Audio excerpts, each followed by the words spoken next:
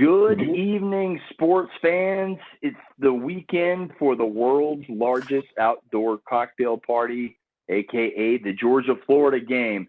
JJ Jurjevich filling in for Todd Corder. Welcome to ATL Prime Sports. Wayne in Memphis.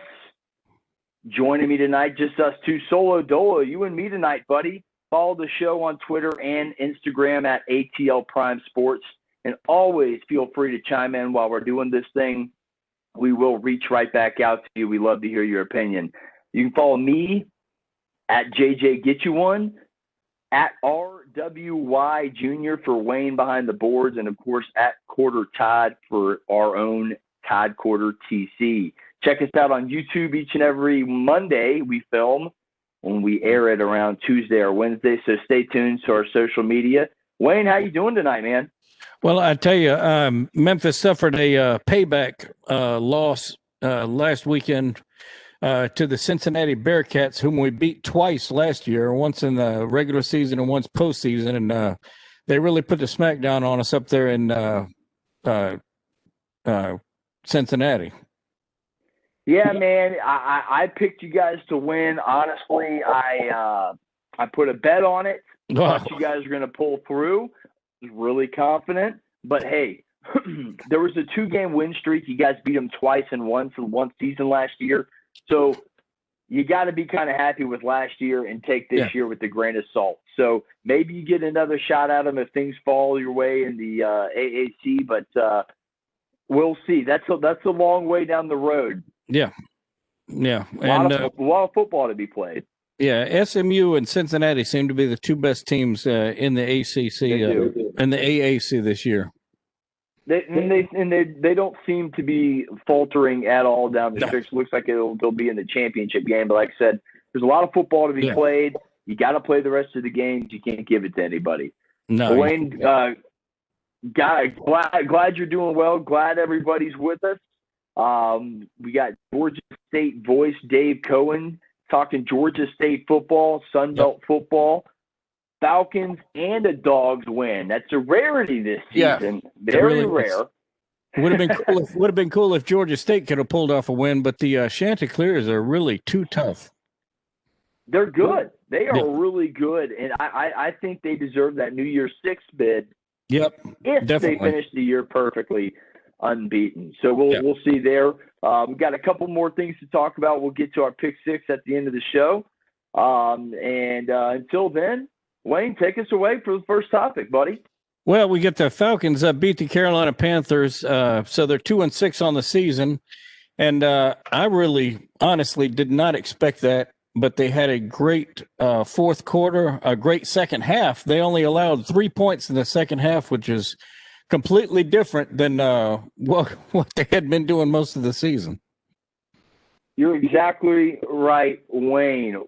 Shocking. I picked the Panthers to cover the point spread and possibly win the game. So this was a shocking defeat. Win. That's how rare it's been. But they had the lead in the second half. Yeah. And they kept it. Yeah. The Falcons trailed by 8 points at one point in this game, and they came back.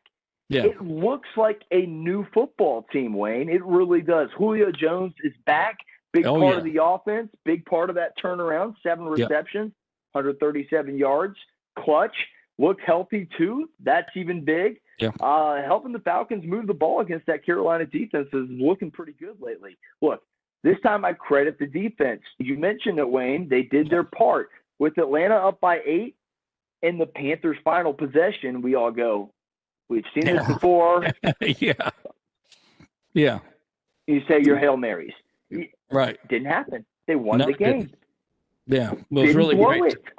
I stayed on and off the phone with my dad during that whole game, so it was pretty exciting. I wish I could say the same for his Dallas Cowboys, but they we were talking about the Ben DiNucci, he getting his trial by fire up there, and he really did look better than I expected.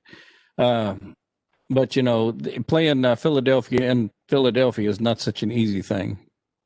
And that was a battle for first place up there. So your dad had merit in watching that one. Interesting game. We could talk about that one in a little bit. But the Falcons did well against Carolina. Our team got the win. And going back into professional mode here, you got to give the credit to the defense, Wayne. And here's why. I'll tell you why. After they picked off Bridgewater to end the game to seal it, which is something they haven't done. First division win of the year. Right. Hats off. Big weight off your shoulders. Division win. Always a big win. I don't care what time of year it is. I also credit Coach Morris. Why? 2-1 as a head coach now. Very much so could be 3-0. Then you're talking 3-5, and that's a big what-if game. It didn't happen. But lots of improvement in Morris's 3 games. The Falcons went from giving up 32 points a game to now 21 points a game. Yeah. Opponents' total quarterback rating dropped from the first 5 games from 82.6 to 49.6. So he's dropping almost 40 points there. The sack rate increased from 3.4% to 6.1%. Those are big numbers. That's all because of coaching change. And it's ironic because Morris was still on this coaching staff. Yeah. Sometimes it really is. The same message just gets hammered into you, and you just need a different coach to prove it to you. But the biggest thing, the biggest turnaround in this Atlanta Falcons D on Sunday, the third down conversion rate. Normally, an offense gets in 3rd, 7, 8, 9. Heck, I've seen 3rd and 15 complete. Yeah. And for a first down. You've seen it too, Wayne. Yeah. It's terrible. Didn't happen. Hasn't happened under Morris. 3rd down conversion rates have dropped drastically, going from 43.3 to 26.7. That can win you ball games. That has. So win you 2. So here you go, Wayne. Credit to the defensive coaching staff and the all around Coach Morris. 2-1. He's coaching like he wants this job. Yeah. Well, it almost makes me wish that they were playing another divisional game this coming weekend because they're kind of on a roll. But something that it could be, and I had thought about this, was maybe at the beginning of this season, they were locked in with a coaching staff that they had, and everybody was kind of aimed towards that and working with that.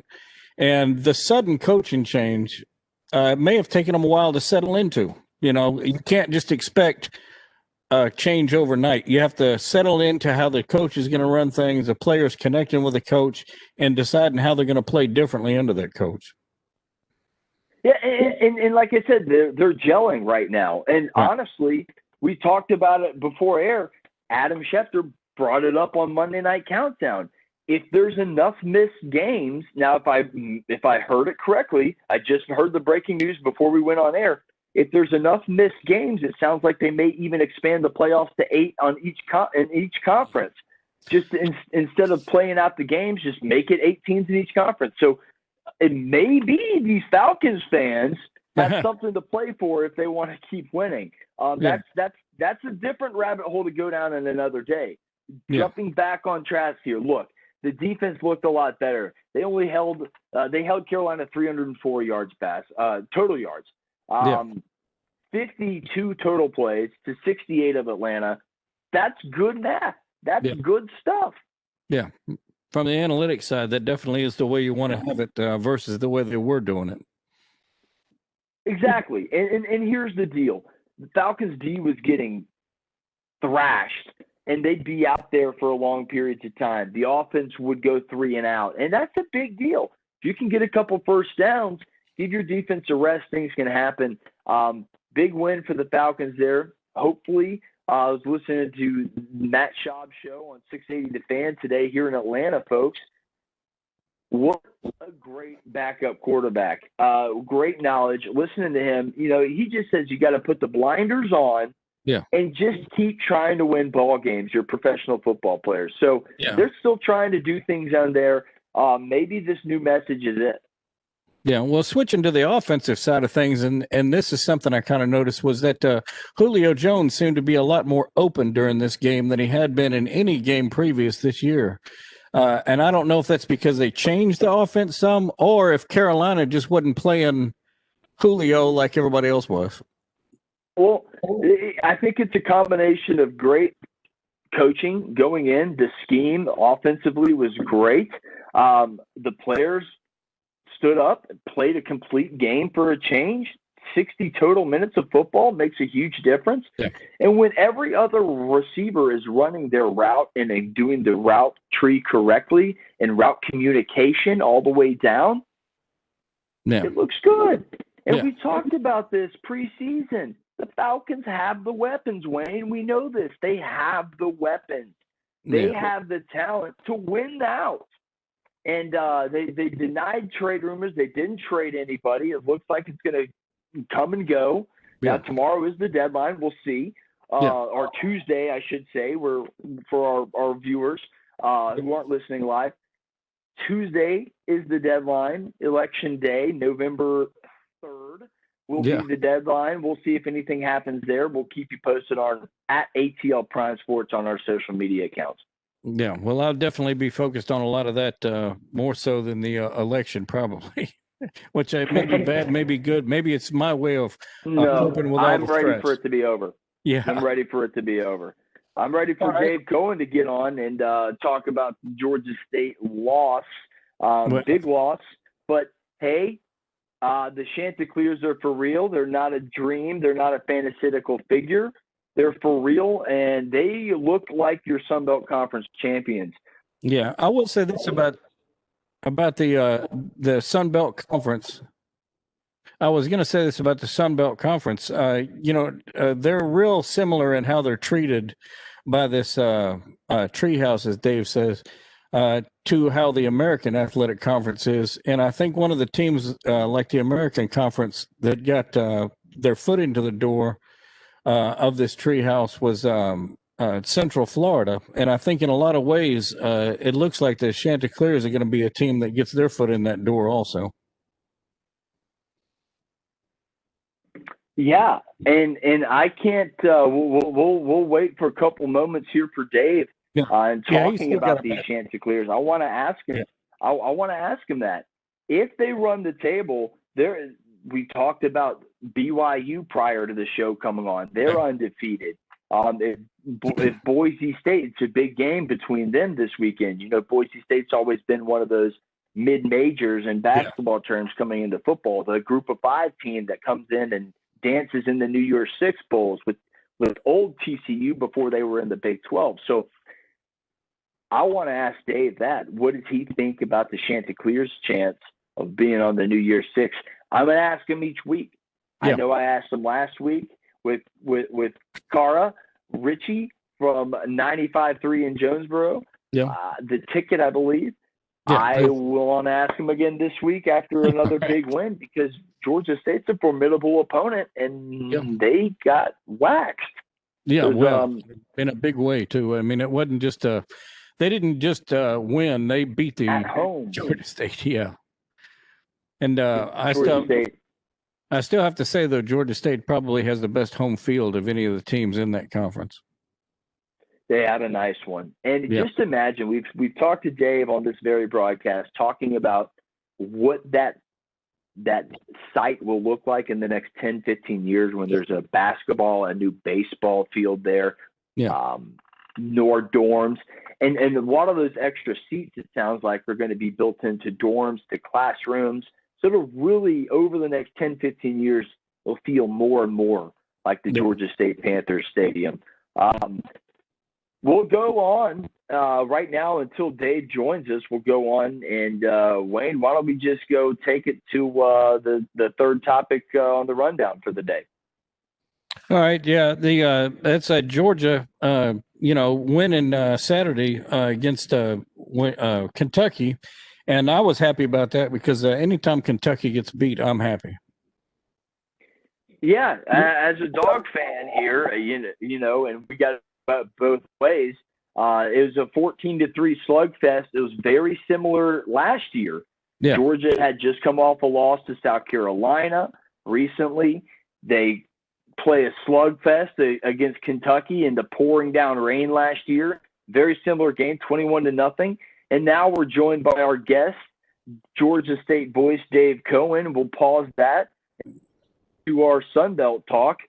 Dave, welcome back to ATL Prime Sports. Coach, the 3-game rushing streak of 100-plus yards rushing is over, and the Panthers' hopes of knocking off the Coastal Carolina Chanticleers are done as well. Where did this game go wrong, and how you doing tonight, Dave? I'm doing pretty good. As always, appreciate you having me. Had no idea that it would be that kind of a game on Saturday. Yeah. I don't think anybody did. Well, I didn't go into it. I mean, I felt like if we had a chance to win it, we went in, I think, 4th in FBS in points per game at 42 points per game on average. But I knew we would give up points because we've been doing that all year.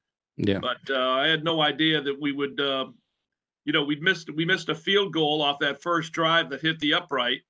And then we were never a threat to score the rest of the football game. I mean, we sit on the radio broadcast. It was totally unexpected. It kind of reminded us a little bit of, year 3 or year 4 of Georgia State football when we struggled.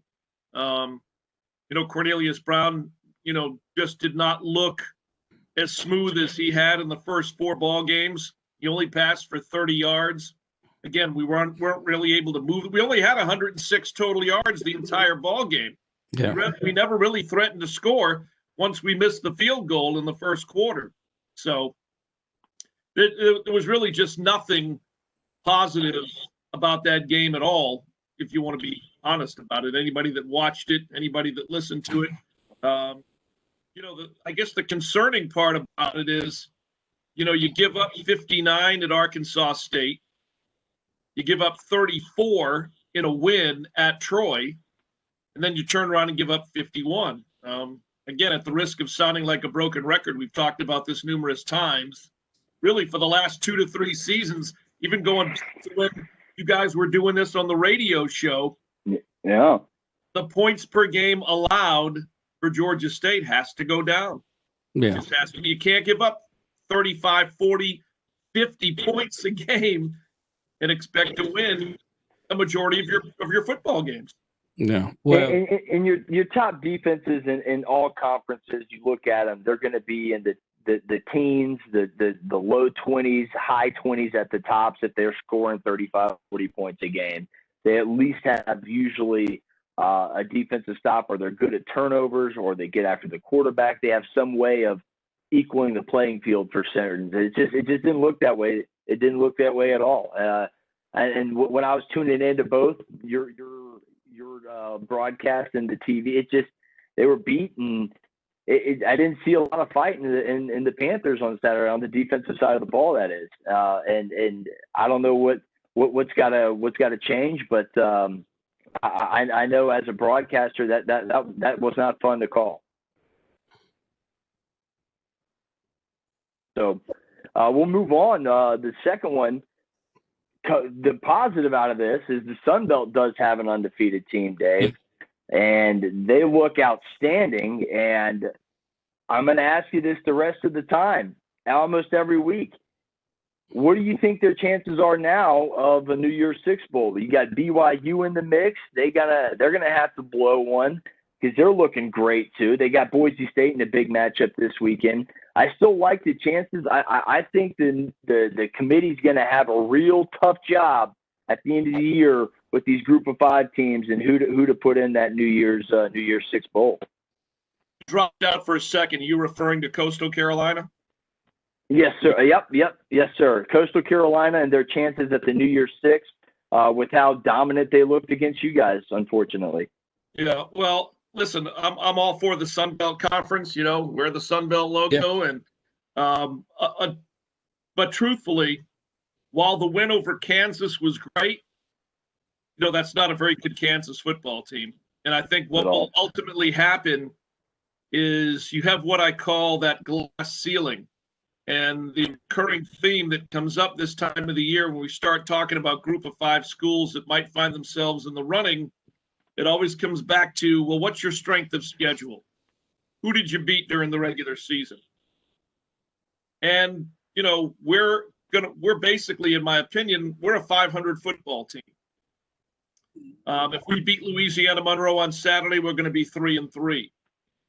Very impressive win for Coastal Carolina on Saturday. But when it comes to strength of schedule, really, does it help that much? Does it help that they dropped 50 on Arkansas State? Does it really help that they went to Kansas and beat Kansas? I mean, Kansas is not good. I don't think they have a win either. You saw what Kansas State did to Kansas. Yeah. And that's a Kansas State team that the Sun Belt beat. Yeah. So while I would pull as a Sun Belt member, I would pull for a Sun Belt school to be in the running for a New Year's Six. I just think in this case, it's going to be awfully tough. I mean, really look at last year. Appalachian State had wins over North Carolina and South Carolina. Yeah, correct. Now that gives you a little bit of ammo, because you can only schedule so many Power Fives. They ended up with 2 on their schedule, and they won both of them, and they won both of them on the road. Yeah. So when you compare better strength of schedule, last year Appalachian State or this year Coastal Carolina. Don't get me wrong, Coastal Carolina is a great team. Very good. We just saw it. But I don't know that wins over us or Arkansas State, basically a couple of 500 teams, a win over a bad Kansas school, even though it is a win over a Power 5, is going to be enough to really keep them in the conversation about a New Year's Six spot. Yeah, you'd kind of have to. I'm cheering for them, though. I think they deserve it. I'm sorry, Wayne, to cut you off. Well, that would. I think you're going to have to count on a Cincinnati and a BYU loss in order to sneak into there, because that's really the only 2 teams that are keeping Coastal Carolina out of a New Year's Six bowl. Hey, might as well. Right. So, and we'll switch gears. You're listening to Dave Cohen right here on ATL Prime Sports. Dave, switching gears, we'll go to men's basketball question for you. Let's go. The new schedule, it was released last Thursday. The 18-game COVID/division opponents only schedule hurt or help the men's Panthers? Well, I just think, I don't know that it hurts. I don't know that it helps. It's just under the current situation that we're all in, it's really the most convenient, because now if you're Georgia State, you don't have to get on airplanes and go to Texas. You don't have to fly to Arkansas. You don't got to fly to Louisiana. Keep everything close. Everything's a bus ride.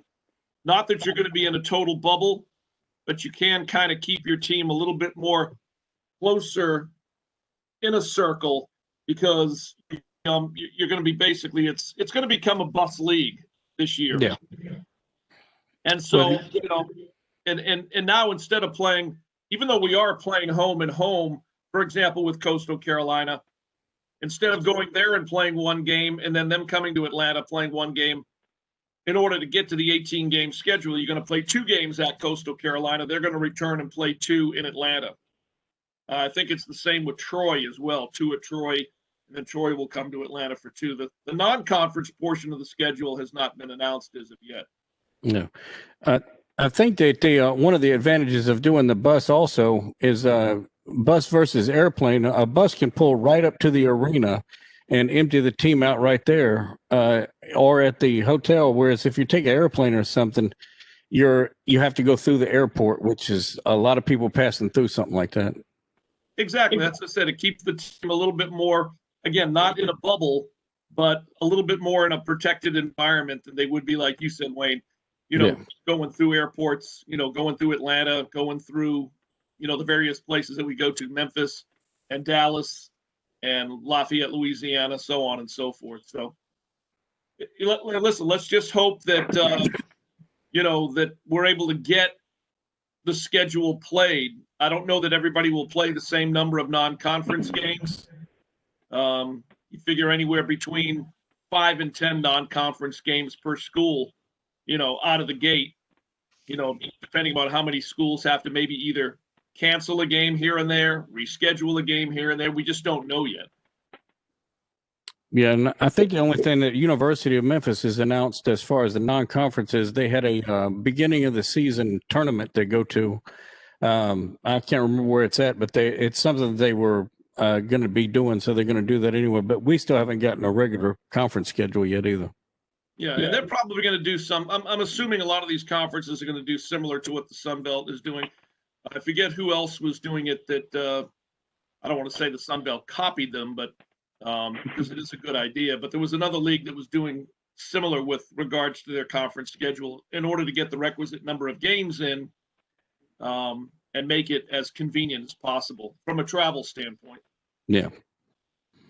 Well, you listen to? Go ahead, Wayne. No. I was just going to hit on that same thing about the schedules really not being solidified yet. Yeah, it's all up in the air. It's Will Ferrell and Ballad of Ricky Bobby, Talladega Nights. I don't know what to do with my hands. It's crazy. I'm asking every week because I'm ready for some college basketball. It was just abruptly cut off. Atlanta missed out on the Final Four. The Masters is this weekend. It's crazy. I'm excited to have some of this back. So, Dave, I'll close it out with how do our listeners catch the broadcast as always this weekend versus Louisiana Monroe? Yeah, we got the Warhawks into Center Park Credit Union Stadium, and again, it's a 12 noon kick. 11:30 airtime, radio in Atlanta, 88.5 FM, WRAS, and we'll be on our affiliate up in Gainesville, Georgia, WGTJ 97.5. And then, of course, you can always follow us if you are using one of the devices, the iPhone, the Android, the iPad, TuneIn Radio, where you can also connect with us via the GSU Athletics mobile app as well to your device. But multiple ways to listen. Georgia State at 2-3. Louisiana Monroe has already played 7 games. Here's where you got to be a little bit careful. They're 0-7.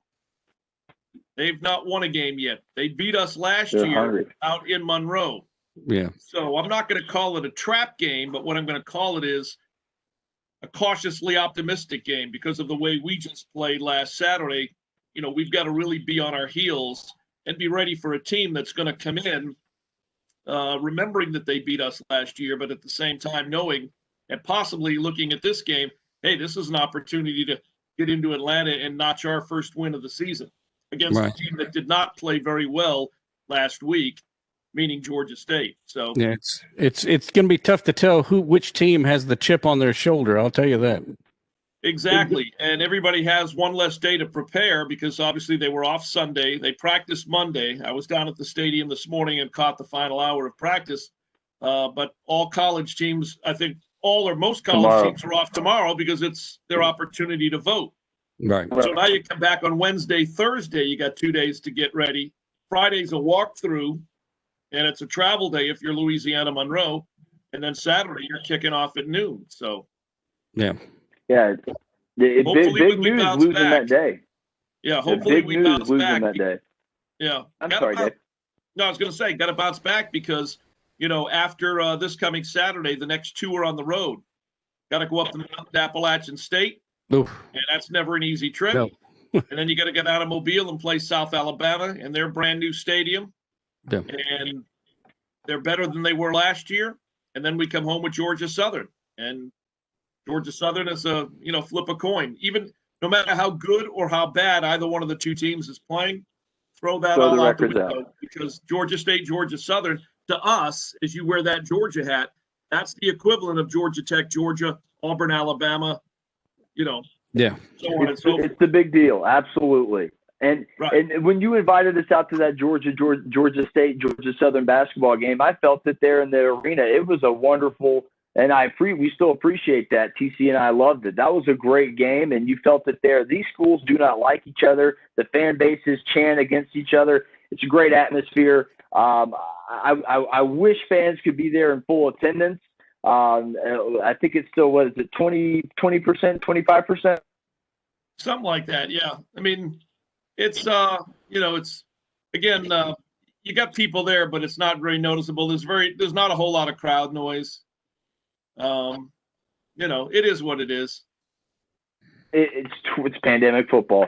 Well, Dave, we always appreciate you coming on, man. We'll be looking forward to your call on Saturday. Go Panthers. All right. Appreciate it. Right. I'll talk to you guys next week. All right. Yes, sir. Dave Cohen, voice of the Georgia State Panthers. We always appreciate Dave coming on. Thank you, Dave. And, man, that was A tough loss for the Panthers last Saturday, 51-0 if you didn't catch the score there. Lost to number 20 Coastal Carolina at Well, they're home. They're number 15 now. Number 15 now. On Saturday they were 20. They've jumped up. They're there. They are definitely there. Let's jump back into what we were talking about right before Dave Cohen jumped on the line with us. Dogs win 14-3 Saturday. They came out limping, Wayne. They lost a lot of players, and one of them was their defensive SEC Defensive Player of the Week, Richard LeCount III. Got hurt in a auto accident when he came home. Tough loss for Dog Nation. Yeah. They also lost Jordan Davis, Julian Rochester, Quay Walker's out. Big Ben Cleveland on the offensive line came out for a snap, but he looks like he'll be back. Quay Walker looks like he could come back. Rochester's reportedly missing the remainder of the season.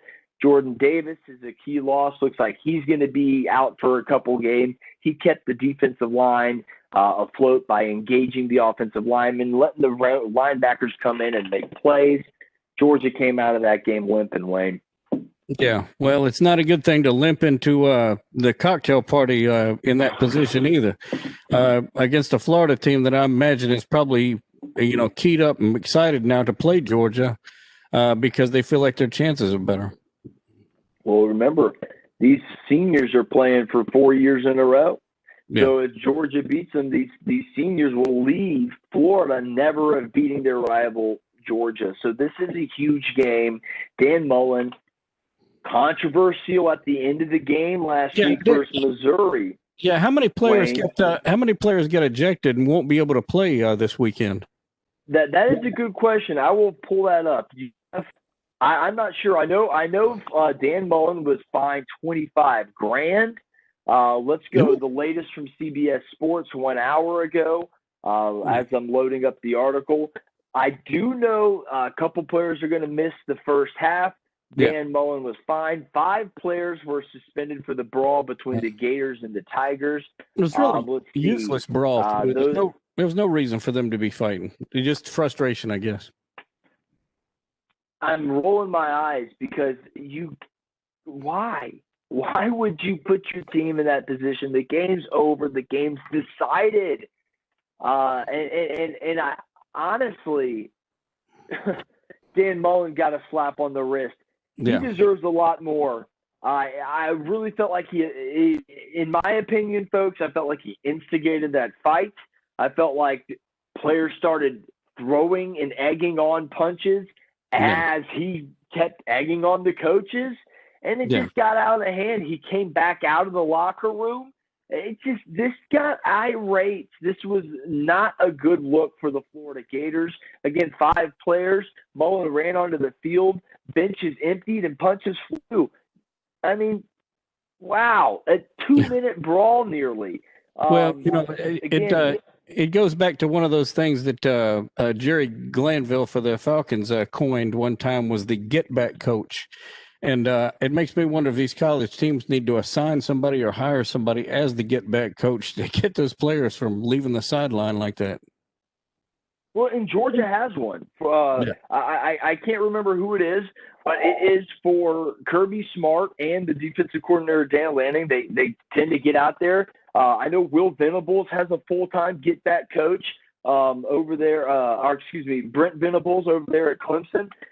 He has a get-back coach that pulls him back, and that's his job the whole entire game. But a Florida defensive lineman, Zachary Carter, linebacker Antoine Powell, they were ejected for fighting. They must serve a mandatory half-game suspension versus Georgia this week as a result of those penalties. Missouri linebacker Chad Bailey, offensive lineman Dylan Spencer, and defensive lineman Markel Utley. So those are your 5 players that are suspended.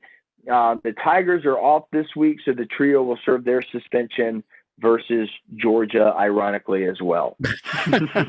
It's the suspension games. So, unbelievable. Georgia goes into this game limping. I'm looking at a video now. It just looks bad on television. Mullen comes back out and throws his hands up, pumping the crowd up. Yeah. Just unbelievable. Classless act, if you ask me. Well, Dan Mullen was that same kind of fiery coach down there at Mississippi State. And, that's just his nature, I guess. But when he was down there in the middle of it, I was almost thinking, Dan, you're a little bit too small to be in there with all those big guys trying to fight or whatever. Because, it just didn't, like you said, it didn't have a good look. It didn't have a good look. And now this Georgia world's largest outdoor cocktail party, as I love to call it, as a Georgia fan, and it's one of the greatest games to go to. If you are a genuine college football fan, make your way to the outdoor party. I'm telling you, you'll have a great time. Yeah, even watching the downtown area. Even to watch it on TV is a fun thing. I have a unique experience with that game. I went to high school in Jacksonville, Florida. One of the high schools on the coach. It was Fletcher High School. And before this cocktail party game, they would always have College Spirit Day. And, of course, half the school has Georgia gear on. The other half has Florida gear on. And I'm showing up to school with my Auburn stuff on. And several times I had my friends come up to me and go, "What is Auburn?" And I'm like, "Come on, man." It's a great game. It's up there with the upper echelon of college football rivalries with your Iron Bowl, the game in Ohio State. It's up there with the Army Navy. It's up there with the Harvard Yales. It's a really good college rivalry. It's really fun. Breaking this game down is going to be tough for the last some odd years, 20-something years. Whoever wins the rushing battle has won this game. Don't know if that's the case this week. I think you'll see a lot of points. Florida's defense has not impressed me. They look a little better against Missouri, but that is Missouri and not Georgia. Stetson Bennett has not looked good. Kirby Smart on Stetson Bennett today says Stetson is his guy. He has outperformed JT Daniels and Dwan Mathis, who I thought was going to be the starter for the season. He won the job. He went out there week one and fell flat on his face, and Stetson Bennett has come in. So you look at the two. This is a matchup of who's going to make the least mistakes, and I know that's cliche to say. You're going to see the battle won in the trenches. Georgia's offensive line is healthy. Their defensive line is not. Georgia's got the recruiting battle won. They've won this battle heads up with Florida for several years under Kirby Smart. So you should have the players to replace the Rochesters, the Quay Walkers, and the Richard LeCounts. Well, I would also say that, I would, along with a lot of the experts, I'm going to have to say that Georgia has a better chance in this game if I feel like Kirby Smart has a better, demeanor during the game than Dan Mullen does. And Dan Mullen seems to be more of the emotional type of coach, whereas Kirby Smart seems to think more. Yeah, it's going to be interesting. Georgia was again, they were without George Pickens on Saturday against Kentucky. They were without one of their running backs, Kenny McIntosh, on Saturday. So Georgia gets a little bit healthier in the fact that Pickens and McIntosh will be back, but then they get beat up on defense. So this game is going to be fun to watch. We'll pick it later on in the show. Yeah. To break it down, it really comes down to this. Look, they're hurt. It's about who wants to win this game, a rivalry game. You've played against a lot of these guys in high school. It comes down to who wants it more. And I think Florida's got an edge there, but I think Georgia's got a chip on their shoulder. Like I said, very similar type game before Dave Cohen came on last year versus Kentucky. Everybody goes, "Oh, man, panic mode." Then they come out and they throw all over Florida in the first half and cruise on in the second half. Their defense shuts them down, and Jake Fromm and company get the Florida win and cruise to the SEC East title. Very similar situation. If Georgia can pull this win off, the rest of their schedule lines up rather nice. Yeah. You end with Vandy, a winless team. and you sandwich in there South Carolina and Missouri. So very manageable schedule to end the season after this game. You can get healthy, and this is a turning point game. Wayne, where do you think the difference is going to be made? Well, I go back to the coach, and I think the coaching is going to be what makes a difference in this game. I put that on the side of Georgia too. I think they've got a better coach all around. But as far as Georgia's schedule moving forward, the only team that I would maybe highlight a little bit would be South Carolina, because they've popped up and beat some teams that they weren't supposed to beat, and they're kind of a wild card in the SEC East. Well, you're absolutely right. They snuck up and bit the dogs last year. A missed field goal cost Georgia a near perfect season besides LSU. And honestly, I mentioned this last year. I mentioned it before. If Rodrigo kicks that field goal last year and Georgia finds a way to win that game, remember, they're probably getting another shot at LSU in a national championship, because I think they're really were up there in the upper echelon of teams last year. Very similar situation. Georgia's got all their goals in front of them. They win this game. They win out. They play Alabama most likely again, we think. But there's still a lot of football to be played. Texas A&M is looking good. They've already played Alabama and lost. But they have a nice and easy path because the Big 12 has knocked themselves out. So there's some big-time football games left. It starts a big-time playoff picture is going to be formed this weekend with this game, Georgia versus Florida. We'll pick it later on. Wayne, why don't you bring us to the fourth and final topic before our pick six? Well, you got the newest AP poll out, and there's some teams up there that have really jumped up. One of them we mentioned earlier was Chanticleers of Coastal Carolina. They made a 5-position jump. Marshall made Iowa State made a 6-position jump. And there's some teams on there that I'm kind of questioning. Michigan, for one. How did they end up still on there after losing to Michigan State? Big Ten bias? Oh, well, yeah, you got that. And, Pac-10, West Coast Conference, Big Ten, Big 12, they all, get a little bit of a boost from name recognition, I guess. I'm just teasing. I do think Michigan's a good top 25 football team. I really think they could, on any given Saturday, they could beat anybody if they're playing their best game. Look, here's the deal. Michigan's in there because of their brand name, and it's early in the season. They won a game against Minnesota on the road early in the season. Got it done against a ranked opponent. That's a resume builder. So they got a win against a ranked opponent. They got a loss against a now ranked opponent. Yeah. To me, I think it's okay. I think they should be in there. But if we're doing our own top 10 here, Wayne, I still got to give the edge to Clemson at 7-0, winning with the backup quarterback. Just going to say DJU. Not even going to try and pronounce that last one. I just got Tua Tagovailoa down. Okay. Yeah. Well, not trying to get on this. Yeah, he's going to be playing again this weekend, apparently.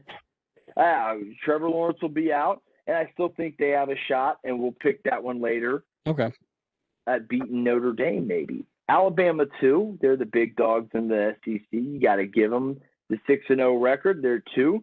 My number 3 team in my top 10, Wayne, is going to be Notre Dame at 6-0. And I'm going on body of work here, folks, as you can tell. 4, I'm going Georgia at 4-1. Texas A&M at 5. They're 4-1. Basically, both teams lost Alabama, so whichever one you want to put first there, you could. I picked Georgia because, honestly, I think the win against Auburn and the win against Tennessee has merit. So I put them 4. 5, again, Texas A&M. 6, Florida at 4-1. So 3 SEC teams in a row. Boom, boom, boom. Only separated by Notre Dame there. So 7, I got the BYU, the Brigham Young Cougs. I think they're for real. I think they're the real deal. I think they may crash a college football playoff party if the Big Ten cannibalizes themselves. So BYU 7, I got Ohio State 8, Cincinnati 9, and I got Miami at 10 and 5-1. You know, they put up a fight against Clemson for a little while there. They're just short, maybe a couple more years under Manny Diaz there, and they can get there. But that's my top 10. 1, Clemson, 10, Miami. There we go. Yeah, mine is kind of similar to that. You know, I'm putting Alabama number 1 over Clemson. I'm putting Clemson second, Ohio State third, Notre Dame fourth, Cincinnati fifth, Texas A&M, maybe Georgia 6, Texas A&M 7, Florida 8. Well, actually, BYU 8. I'm going to do BYU 8, Florida 9, and I'm with you on Miami because Wisconsin has no place in that top 10. No, I don't think so either. Like I said, I'm going body of work here. I will give Ohio State the credit. They do have, they beat Penn State the other night. I think a ranked win is merit. Georgia has one against Auburn, even though Auburn is no longer ranked. It was a ranked win when it happened. Yeah. Notch in the cap. So, well, you know, Auburn is ranked now. Luckily, what it's worth is, it's a notch in the cap. I think Auburn's still a fine football program. I think they're going to win a lot more games to win the season out. I think it wouldn't be surprising if they're 7-3, 8-2 at the end of the year. It wouldn't surprise me one bit. Gus Malzahn, to me, is a great coach. When you can find a way to beat Nick Saban 3 times, when you're both ranked opponents, I think you're a good coach, period. I don't care what Auburn fans say about the guy. That's my top 10. And, Wayne, it's a big pick 'em weekend, buddy. Yeah. Well, you know, before we move on to our pick 6 there, I do want to say that as an Auburn fan, you know, I look forward to Auburn beating Alabama in that Iron Bowl game. But I think it would be super special if Kirby Smart was the first former Nick Saban assistant coach to beat Nick Saban in the championship game if it were Alabama and Georgia, which at this point it looks like it was going to be.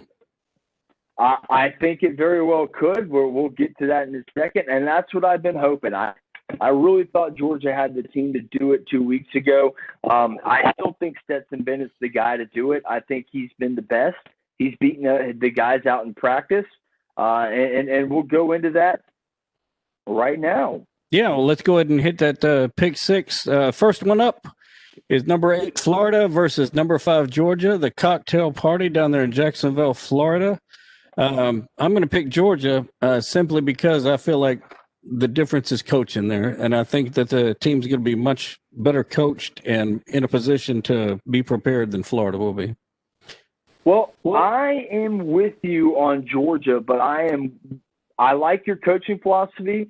I personally think Dan Mullen's a better offensive coach.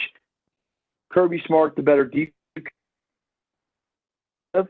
What I think gives is Georgia's recruiting. Yeah, sure, they're hurt on the defensive side of the football, but I think Georgia can score. They've showed it. They've scored 44 against Tennessee. They put up 24 points against Alabama. They opened up the season with 37 against Arkansas, which is now looking like a very tough feat because Arkansas has held teams to under 41 points here. I think Texas A&M got 41 on them, but Arkansas has looked much improved. So I like the Dogs they're 3.5-point favorites. I like that spread. I like the Dogs by a touchdown. I think it's going to be more of a battle won on the offensive side of the ball. I think Georgia can run the ball. I think they can control the clock. I think Stetson, they will design plays to get him outside the pocket, kind of like they did last year with Fromm in this game. They opened up with the big play to Cager. Cager had a big day last year. I think George Pickens will eat on Saturday. I think the Dogs get it done. Let's go to game 2, buddy. Yeah, game 2, we got BYU, number 9 at Boise State, ranked number 21. You know, I don't know if it's played at Boise State. I don't know if their field is blue anymore, but I've got a feeling that the situation is going to be blue there after BYU comes in there and beats them, and I think they're going to beat them by probably as much as 10 points. I'm with you. I like BYU in a large margin of victory. I think it may be 14-21. I think BYU is the real deal. That quarterback, Zach Wilson, has a chance to win the Heisman, folks. Watch out. If you're a betting man like myself, that's a value bet. You can put in Zach Wilson because, look, Trevor Lawrence got the COVID. If someone else gets COVID, it could be a weird season, folks. Anything can happen. BYU, 10-14 points. I like it, Wayne. Yeah. Well, the next one we got is 23 Michigan at number 13 Indiana. This is the toughest one of all of them that you picked. If Michigan can right the ship and come in there prepared to win, I think they can win. I don't think Indiana is quite the team that they're acting like they are. So I'm gonna pick Michigan in 3 points. I'd say it's gonna be 3 to 7 point victory for Michigan. All right, so you like Michigan to cover the spread. Yeah. Michigan's 3-point favorites. I like Michigan as well. I like the Wolverines. I saw a lot on their defensive side of the ball in their Week 1 win. Some bad things happened in the Michigan State game to Michigan ever since the little brother comment. I think they'll shake that one off. I think Harbaugh gets another ranked victory in his cap. I think as long as he gets these ranked victories, he'll be okay. I like Michigan to win by a touchdown here on the road against the Hoosiers. Yeah. All right. The next best up, matchup of the day. Yeah, the big matchup is number 1 Clemson, number 4 Notre Dame at Notre Dame. Even though I know a lot of people are the big Trevor Lawrence people, wishing that he was being able to play. I've got a feeling Notre Dame's going to have this game, and it's going to be. I think it's going to be Notre Dame probably by less than a touchdown. So it'll either be, whatever points you're going to get less than a touchdown. But I think it's going to be Notre Dame winning that game. This, to me, Wayne, was the hardest one to pick. Okay. I think Ian Book is going to struggle. I think Clemson's D will disguise blitzes, disguise coverages. Venables will come after him in ways that he's never seen before this season. I think Clemson's D will put a stranglehold on the Notre Dame offense and win the game. Here's the deal. I think Clemson's turnover issue last week is solved this week. And DJ, I'm just going to call him DJU. My friend, take the reins. He is a prototypical dual threat. He can pocket pass. He can run out. Got a big arm. Seen him take on some physical contact outside the pocket, making plays with his legs. Real deal. Clemson is going to win this game. They stay at number 1. All right. Well, and that's the first one that we hadn't agreed on. Next up is Broncos at Falcons. I think the Falcons are going to win this simply because they're rolling in a momentum from winning that last game pretty soundly at an away game. Broncos are not all that great. I think Falcons are going to win this, and it'll probably be around 10 to 14 points. Well, Wayne, I'm going to tell you what I'm going to do. It's gotten the Falcons 2 wins. Yeah. Denver covers the spread, okay? Oh. Denver and the points. Falcons win by a last-second Younghoe Koo field goal. All right. Well, that doesn't sound outlandish, I'll say that, but I just think the Falcons are going to come in there with the ship, again, to use that metaphor, the ship righted. All right, last game, pick 6 is Saints at the Buccaneers. And, the Saints have proven to be the better team overall, but I really think the Buccaneers are going to be the team that's going to pull this one out. I do not think they're going to beat that spread, though. I think it'll be a 2 to 3 point victory for the Bucs. You and I are on the same page. I like the Bucs to win this one by a last-second field goal. 2 or 3 points. Brady breezed 2. Brady gets the best of them this time. I like Brady. I like Gronkowski. I like the way the offense is gelling. And let's not forget, 84 or 17, whichever number Antonio Brown decides to put on for that Tampa Bay Buccaneers team on Sunday, is going to be the most entertaining game you will watch. That is the best wide receiver I have ever seen play football, Wayne. I'm excited to see him suit up. Hopefully he can keep the off-field issues off the field, and he can suit up and help a team win a Super Bowl, because this guy is super talented. I think he's the difference in the game. But again, they kick a last-second field goal to win the game. They do not cover the spread. We're on the same page there. The only game we disagreed on was that Clemson game, Wayne. Yeah, well, again, I think it's going to be Notre Dame's game there. And, of course, you've picked Clemson and kept them at number 1. But the only other game that we've got going on of any import to me is Memphis is playing South Florida at home this weekend, and my son will actually be at that game playing trombone in the band, with the band up in the stands. And so, of course, I'm going to record that game and constantly look for shots of the stands and see if I can catch him on TV. Well, that is awesome as a father, man. I know you will be enjoying that one. Well, folks, that's about all we got. Wayne, any final thoughts for our listeners and viewers this evening? No, just, hang